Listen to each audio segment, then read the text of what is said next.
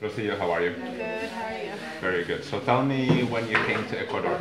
I came to Ecuador the first time in 2009 to Esmeraldas province as a volunteer with a group from college. Yes, and when did you actually decide to move here?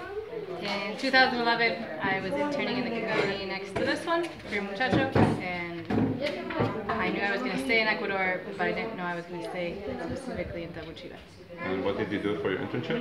I was working with a youth group. And what kind of activities were you doing? We were setting up a garden in each house and meeting at least once a week. We did a sports competition, like a soccer championship, to fundraise, and then we went and took a few of the kids from Rio Muchacho community to a community I knew in Esmeraldas to do a minga, which is, we spent a weekend there helping build a playground from bamboo and tires. Yeah. Rope. Cool, and you told me you have a plantation here. Can you tell me about the farm life and the plantation life you're living? We have a small farm where we make traditional cacao balls, so 100% cacao. We're part of a farmers federation that's in this region, so a couple other organic producers. We support them by buying their cacao nacional, so it's cacao that's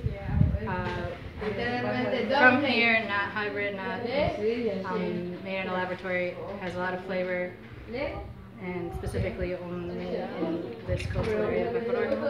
And also we buy the coffee from them, from organic farms, to make roasted coffee. Okay, well, cool. And then how do you enjoy living with nature and the farm life? Difficult? I mean, it has its good and bad. There's moments that are really frustrating, but Ecuador is like that in general, but everywhere.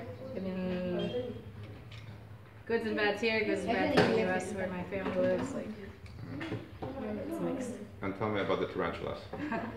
Well, we have a lot of native species on the coast, not as many as in the Amazon, but we have the big dinner plate size black and purple tarantulas, coral snakes, the viper ichthys snake.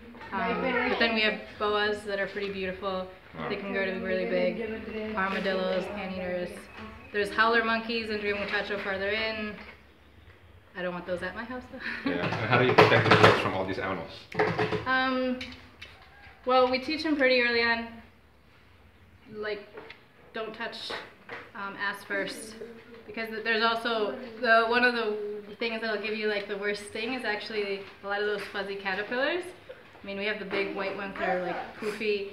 We have ones that are all different colors, and those actually give a lot worse sting than the tarantula might. So, but in general, just teaching them really early and watching them when they're really little, watching them. As they grow up, they just start learning. I mean, don't stick things in your mouth. Yeah. Stuff like that. That's great. And now you're still working with kids as well?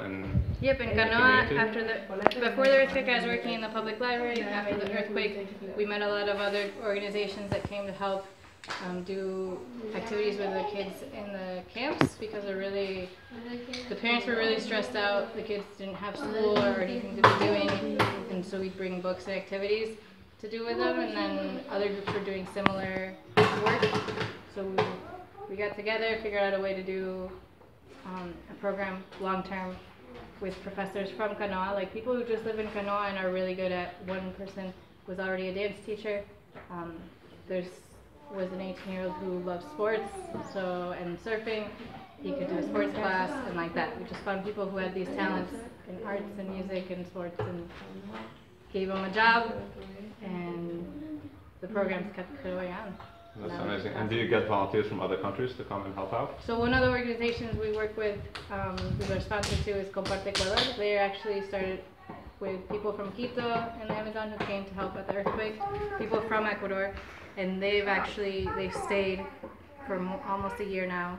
They'll be here till at least July, and they've been doing a lot of work of bringing other volunteers from other countries. Okay, and can you give a message to other volunteers from other countries that want to come here? Why should they come help out? What do you think? It's always a good experience for people from here to meet people who've seen other things, who have other experiences to share. It opens their mind. Maybe they won't be able to travel, but they can see through your eyes. Yeah. And it's also really helpful at the basic, like, economic level to have you coming here. It gives people a lot of hope that it'll be recovery, because that's what we need. We need a movement of people and that energy coming back through to make people realize, like, okay, we can get through this. Yeah. Well, great work. I'm very impressed by you and inspired, and thank you so much. Thank you for coming. Sure.